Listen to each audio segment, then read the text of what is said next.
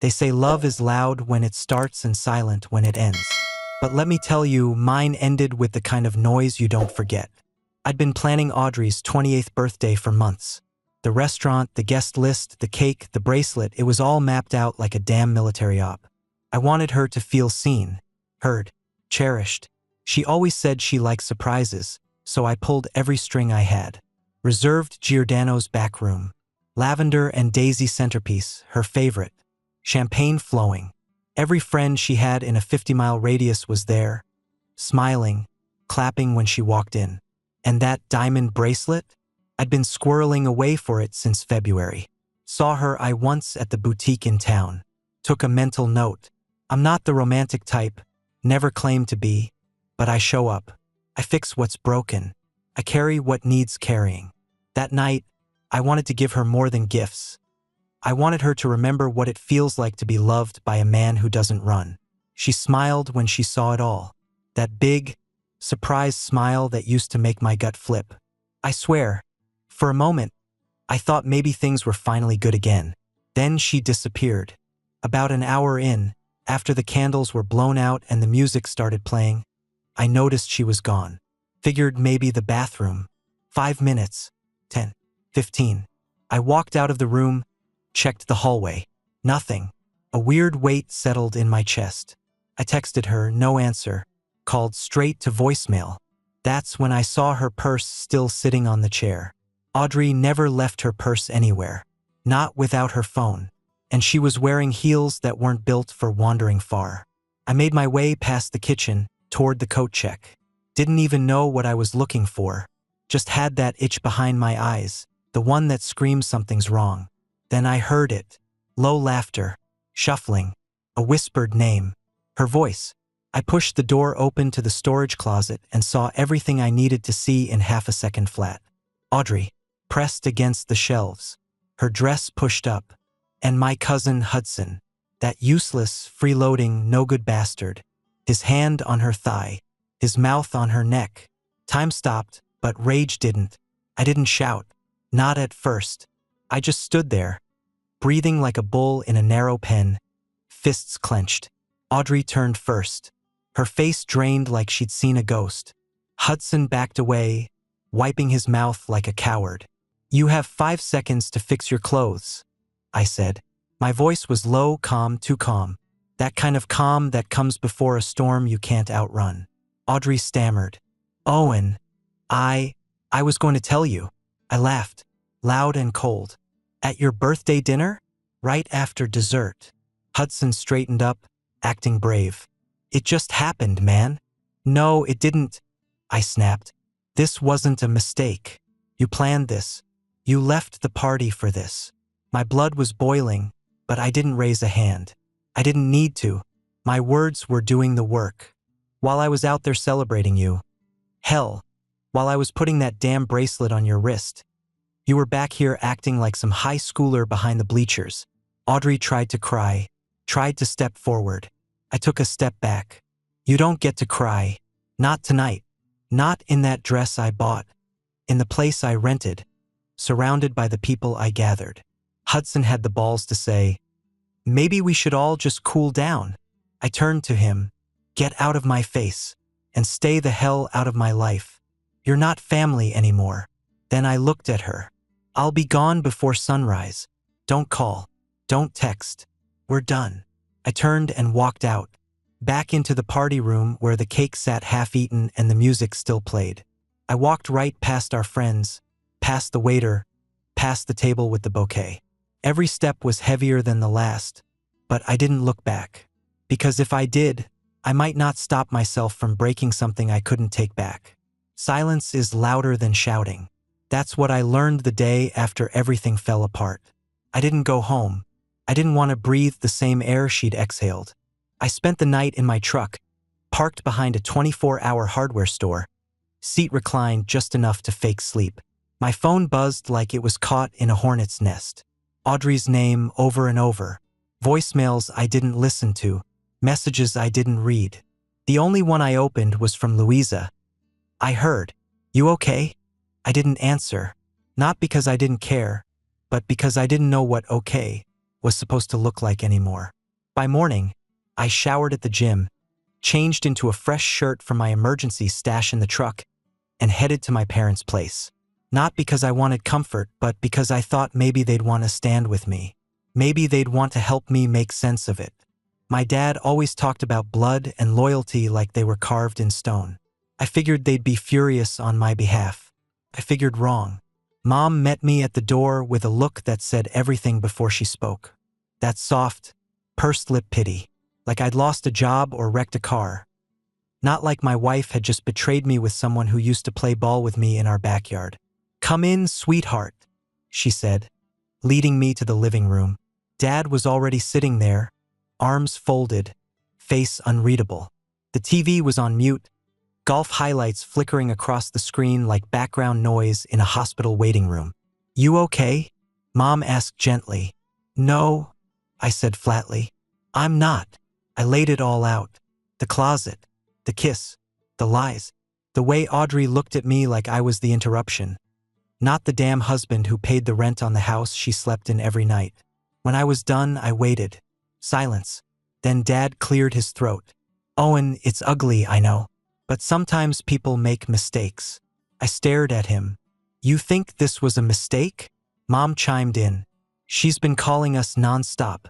She's devastated. Says she regrets everything. She regrets getting caught." I snapped. "She didn't regret anything when her tongue was down Hudson's throat. She says she still loves you," Mom continued, like that meant a damn thing now. "Maybe you two could." "No," I stood. "Don't finish that sentence." "Owen," Dad said, calm as ever. "You've been married 3 years. That's not something you throw away over one betrayal? From my wife and my cousin." My voice was rising. "You'd let someone walk into your house, eat your food, wear your last name, and then cheat on you in a coat closet while the rest of the world sang you happy birthday?" He didn't answer. He just looked away. That's when it hit me. They weren't on my side. Not really. They weren't mad. They weren't outraged. They were neutral. And neutrality in the face of betrayal? That's just another kind of betrayal. "I came here thinking you'd be in my corner," I said, breathing hard. "But you're too damn worried about keeping peace in the family to give a damn about what was done to me." "Owen, please," Mom said, eyes glassy. "Don't turn this into a war." I laughed. It wasn't a happy laugh. It already is. And if you're not standing with me, you're standing in my way. I looked at both of them, these two people who raised me, who taught me right from wrong, and I saw strangers. "If you want to keep talking to Audrey and Hudson, go ahead," I said, my voice steady now. "But you're not going to do it while pretending you still support me." Mom looked crushed. Dad looked disappointed. I didn't care anymore. "I buried my marriage last night," I said. "Don't make me bury my parents too." Then I walked out. It was sometime after midnight when my phone rang again. I'd been sitting in the dark, half dressed on the pullout in my buddy Carl's garage apartment, sipping warm beer and staring at a pile of folded clothes I hadn't touched in 2 days. I almost didn't pick up. But I saw the name, Louisa, not a call I expected. But I answered. Her voice came through low, steady. "I heard what happened." I didn't say anything at first. Just listened to the faint background noise on her end. TV or a fan maybe, something quiet and domestic. Like normal life was still going on somewhere. Just not here. "You want to talk?" she asked, softer now. I exhaled, rubbed my eyes. "Not really, but I probably should." "Then start wherever the hell you want. I'm not here to give advice. I'm just here." That cracked something open. Not tears, hell no. But the pressure in my chest eased a little. Like someone finally opened a window in a room where I'd been choking. "I threw her a surprise party," I said. "Got all her friends there. Custom cake. Bracelet I damn near emptied a savings account for." "Yeah," she said. "I saw pictures online. Looked beautiful." "Was," I replied. "Right up until I found her in a closet with Hudson." Silence. Not shock, just quiet. I knew something was off when Mom texted me all that crap about staying calm. She finally said, That woman never tells anybody to stay calm unless she knows they're about to burn something down. They didn't even take my side, I muttered. Didn't even try. Just sat me down and asked me to understand them. Louisa snorted. Of course they did. They've always been scared of conflict. You know how many times I caught Hudson stealing from Grandpa's garage and they told me to let it go? He's been getting away with trash behavior his whole life. And Audrey? She's got them wrapped around her damn finger with that innocent face and those crocodile tears. I didn't realize I'd been clenching my jaw until she said that. I finally let it relax. You're the only person who's said what I'm feeling, I admitted. That's because I'm the only one not worried about keeping Thanksgiving dinner polite, she said. You got betrayed by your wife and your cousin. Anybody who doesn't see that clearly is either a coward or a liar. I don't know what to do next, I said. Not just with her. With all of it. There was a pause, but it didn't feel empty. Felt like she was thinking, choosing her words like someone laying bricks. Do whatever keeps you standing. Whatever helps you sleep at night. If that means burning every bridge in that house and rebuilding your own damn island, I'll bring the matches and the lumber. I laughed short, real. You always were the black sheep. And you were the golden boy until you finally got angry, she said. But I've always had your back, Owen. Always. We stayed on the phone for another hour. Talked about stupid stuff. Our old dog Rusty. How Mom still uses the same Christmas wreath from 1998. The time Hudson broke Dad's lawnmower and blamed me. For the first time since that night at the restaurant, I didn't feel like I was unraveling. Louisa didn't offer solutions. She didn't pat me on the head. She just got it. And in a house full of silence and excuses, that mattered more than anything. When we finally hung up, she said one last thing. They don't deserve your explanations. Don't waste another breath trying to make them understand what they already chose to ignore. Stand tall. Let them choke on their own guilt. And I did. A week passed. Long enough for the rage to cool, but not enough for the disgust to fade. I'd moved into a short-term rental, a half-furnished two-bedroom place near the edge of town. It was clean, quiet, and empty. I liked that. No shared closet. No bathroom arguments. No stupid coffee mugs with cute sayings. Just space. My space. Then Audrey texted, "Can I keep the bracelet? It just reminds me of the night. Of you. I think I need it." I stared at the message for a full minute before I laughed. Hard. Not the kind of laugh you share with friends. The kind that makes you feel sick afterward. She wanted to keep the bracelet? The same bracelet I nearly bled for trying to afford? The one she wore while cheating on me in the damn coat closet? No, I didn't reply. I just pulled up at her boutique's address and drove there.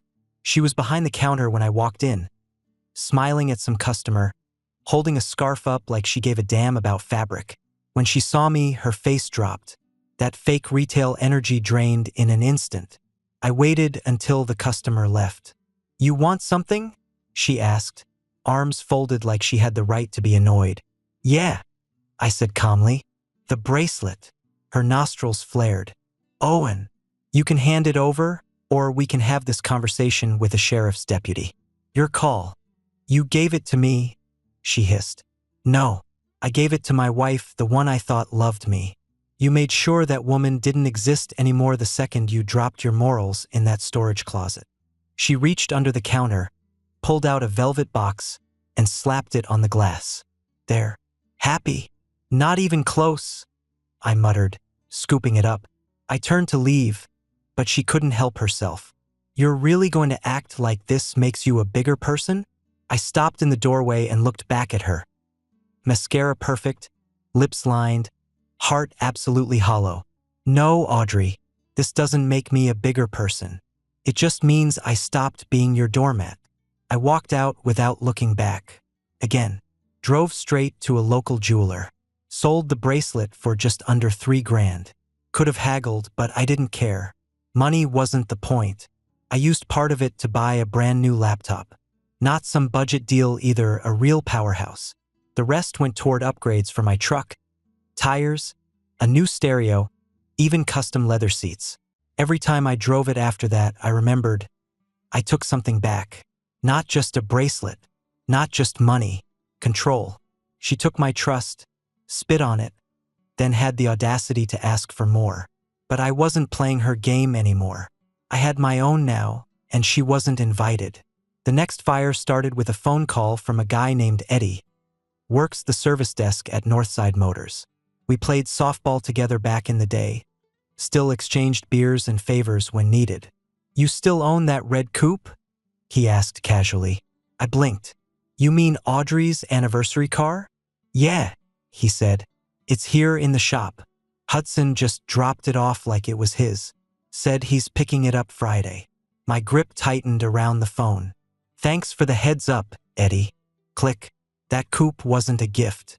It was a lease, still in my name, monthly payments set up from my personal account. I bought it for her on our second anniversary. Red, two-door, leather interior, sport trim. She called it her freedom ride. Guess she meant it literally. I still had the paperwork, still had the title, and now I had something better, an opportunity. Next morning, I pulled into the north side, walked straight up to the front counter, and handed Eddie the documents. "You mind pulling it out for me?" He grinned. "Thought you'd say that." 10 minutes later, the coupe was parked in front of the building, keys in my hand. Cleaned, detailed, full tank of gas. I slid behind the wheel, adjusted the seat, and smiled. She used it to play house with a man who never paid for oil changes. I'd built everything, the house, the income, the vacations, the cars, and now she was playing queen in a castle I laid brick by brick. Not anymore. Later that afternoon, my phone lit up with messages. "Audrey first. Where's the car? Hudson says it's gone. You can't just take it. Owen, this is harassment. You're being petty." Then Hudson chimed in. "Real mature. Enjoy being a bitter little man. You'll die alone in that truck of yours." I didn't reply. Instead, I sent a photo. Me behind the wheel of the coupe. Radio on. Window down. A simple caption underneath. "You don't get to drive what you didn't earn." No response after that. My parents? Silent again. Figures. Their precious Audrey got her toy taken away, and suddenly their phones stopped working. Let em sulk. Let em stew. See, that car wasn't just metal and paint. It was another line drawn in concrete. Another piece of my life I'd built that she thought she could keep, just because she felt entitled to it. But I was done playing provider for people who thought loyalty was optional. She could have the memories. I'd take the keys. It was a slow Thursday morning when Louisa called again. I was at the tire shop, waiting on a rotation and sipping burnt coffee in a styrofoam cup. Her voice came through so fast I barely caught the words. "You're not gonna believe this," she said, breathless. "Hudson just got arrested." I blinked. "What?" "Yeah, shoplifting. 3 smartphones from that electronics store off Ridgeway. It's on the police blotter. There's even security footage." I leaned back in the stiff plastic chair, letting that settle in for a second. "Are you serious?" "Dead serious," she said. "I'll send the article." The idiot tried stuffing the phones down his pants like no one would notice. Audrey was with him too, but apparently she didn't take anything. Just stood there screaming when they cuffed him. I chuckled. It started as a low thrum in my throat, then bloomed into real laughter. Loud enough for the guy behind the counter to glance up. "Hudson. Mr. Tough Guy. Mr. Real Mature. Mr. I'm stealing your wife." Now reduced to a 2-bit thief getting hauled out of a strip mall in handcuffs. Karma didn't knock. It kicked the door in. When I got home, I opened my laptop and pulled up the local police feed. There it was, plain as day. Hudson Lee Mitchell, 32, arrested for misdemeanor theft, held overnight, released on bond. I saved the page just in case. A little souvenir. A few days later, Louisa updated me again. "Audrey's panicking," she said. Apparently Hudson blew through all her savings already. She maxed out her credit card, bailing him out. Now she's asking the family for help. "Let me guess," I said. "Mom and Dad." "Bingo," she replied. "And they're not saying much, but I heard Dad say, well, they've made their bed." which is about the most judgmental thing I've heard out of him in 20 years. Interesting. For the first time since this whole mess began, even they were starting to see through the performance. Maybe Hudson's mugshot finally did what my words couldn't. Maybe watching their golden couple implode in real time was more persuasive than all my shouting ever had been. Audrey tried to text me again a few days later. I don't know what happened. He wasn't like this before. I feel so alone. No apology. No ownership. Just another plea for pity from a woman who confused consequence with cruelty. I didn't reply. You see, I never laid a hand on either of them. I never threw punches, never slashed tires, never screamed in public. But I let the world run its course. And when people dig their own graves, sometimes the kindest thing you can do is hand them the shovel and walk away. They thought betrayal was a shortcut to happiness. Turns out it was just a trapdoor, and I wasn't the one who fell through. The envelope came on a Tuesday, thick, official-looking, with Audrey's name stamped across the top. Certified mail. I opened it at the kitchen table with a steak knife and a raised eyebrow. Petition for spousal support. I read it twice, slowly, like maybe I'd misunderstood. But no, she was actually filing for alimony. From me, the same woman who lit our marriage on fire in a restaurant coat closet. I now wanted a monthly check for emotional hardship. I laughed, out loud.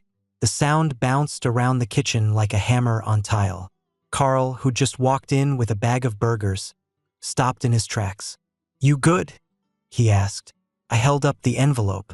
"Audrey wants to get paid for blowing up her own life." Carl blinked. "You're kidding." "Nope. Wants me to bankroll her adjustment period." He let out a slow whistle. "That's balls, man." "Yeah," I said, pushing back from the table. "But she picked the wrong guy to hustle. I come prepared. My lawyer, a no-nonsense woman named Marie Torres, built the case like a demolition team preps a building. Quiet, thorough, and lethal. We had everything. Photos from the party, screenshots of her texts with Hudson, bank records showing she hadn't contributed a dime in over 2 years, surveillance footage from the jewelry boutique showing her throwing the bracelet at me, and the kicker, proof that she'd been living with Hudson since the week after I moved out. By the time we walked into the courthouse, I didn't just feel ready, I felt calm. Audrey sat across the aisle in a beige pantsuit like she was starring in a courtroom drama. Hudson sat behind her, trying to look supportive, but his eyes darted around the room like a man waiting for someone to serve him papers. When the judge finally called our case, Audrey tried to play the victim, said she'd been emotionally abandoned, that she left out of desperation, that the party incident wasn't what it looked like. Marie stood and dismantled her story piece by piece. No theatrics, just facts, precise, undeniable. Then I took the stand. I didn't cry. I didn't shout. I spoke plain, like a man who'd already buried the corpse of his marriage and just wanted to finish the paperwork. "Your Honor," I said. "I gave her everything. My time, my trust, my resources. I planned a celebration of her life, and she chose that moment to humiliate me. She hasn't worked in 3 years. She's living with the man she cheated with. I'm not angry that she wants to move on. I'm angry she wants me to fund it." The judge didn't take long. "Request for spousal support is denied," he said flatly. "There is no basis for financial dependence in this case." Audrey's face crumpled like a napkin. Hudson stood up too fast and nearly tripped on the bench. I walked out without looking back. In the parking lot, Marie clapped me on the back. "Textbook," she said, but it wasn't just a legal win. It was a message. You don't get to torch my life and then ask me to warm yours with the ashes. It was Louisa who delivered the final update. Fitting, really. She'd been the only one with a spine since the night this all started. "Hudson's gone," she said bluntly. "Packed his crap, moved out of wherever they were staying. Audrey's been calling everyone, even Mom." I leaned against the side of my truck, keys dangling in one hand. What happened? Apparently he couldn't hold a job. 3 firings in 2 months. Got caught lying on a resume, then flaked out at a warehouse gig. Audrey got tired of paying rent and playing nursemaid to a man-baby with a rap sheet. I smiled without humor. Should have checked the return policy before stealing the merchandise. She tried moving back in with Mom and Dad, Louisa continued. They told her no. I blinked. Wait, seriously? Dead serious. Dad said he didn't want to get involved anymore. Mom just cried and told her she needed to figure things out on her own. Well, even the fence-sitters finally picked a side. Once the house of cards collapsed on top of them. I didn't say much, just hung up and sat quietly in the truck for a while, staring out at the driveway of my new place. Small house, decent yard, nothing flashy. But it was mine. Bought it outright with money from the sale of my old truck, the bracelet cash, and a modest settlement from splitting the house. No shared walls, no shared bed, no shared lies. I spent my evenings working on projects, installed a workbench, built new shelves, even started refinishing an old rocking chair. The kind of quiet labor that clears the mind without numbing it. The kind of thing a man does when he's not trying to impress anyone. Just fix what's broken.